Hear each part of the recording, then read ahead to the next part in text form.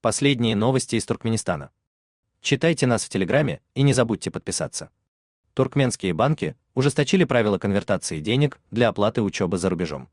Как минимум в 2 вилаятах Туркменистана, Лебабском и Дашагузском, банки прекратили конвертировать студентам деньги для оплаты учебы и проживания в случае, если те выезжают из страны позже 10 ноября. При этом есть много объективных причин для позднего выезда на учебу. Родители студентов приходят в банки и пытаются провести конвертацию денег, но им отказывают, если их дети уехали из страны слишком поздно. В объявлениях, которые висят в банках, говорится: обучающийся за рубежом студент не должен проводить на родине больше 2 месяцев в год, не считая каникул.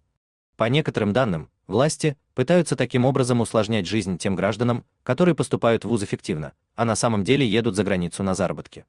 Предполагается, что если до 10 ноября человек не появился в вузе, значит он и не собирался учиться.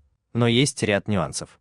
Да, многие студенты работают, да что говорить, почти все работают, заявляет источник. Но ведь наше государство само ставит их в такие условия, когда не работать невозможно. А ведь ребята все-таки как-то умудряются учиться и закрывают сессии.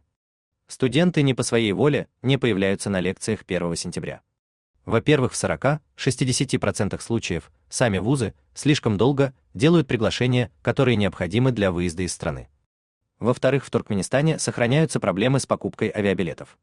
Так, купить билеты в Россию сейчас почти невозможно. Суммы взяток доходят до $700, а для покупки билета часто нужно искать знакомства. Купить онлайн-билет авиакомпании Туркменистан также невозможно. В Туркменистане не существует свободной конвертации валюты и переводов за рубеж. Оплата учебы детей, поступивших в зарубежные вузы, это один из тех редких случаев, когда гражданин может обменять валюту по госкурсу 3,5 маната за доллар. Рыночный же или черный курс сейчас составляет около 19,5 манатов. Но и в этом их строго ограничивают.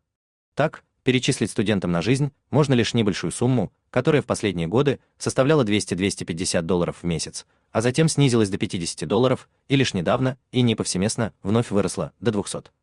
Кстати, именно из-за этого студенты вынуждены работать. Ни в одной стране мира невозможно прожить ни на 50, ни даже на $200.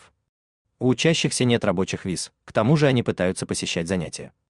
Поэтому и соглашаются на нелегальную и часто ночную работу без соблюдения техники безопасности. Порой это приводит к несчастным случаям, в том числе со смертельным исходом.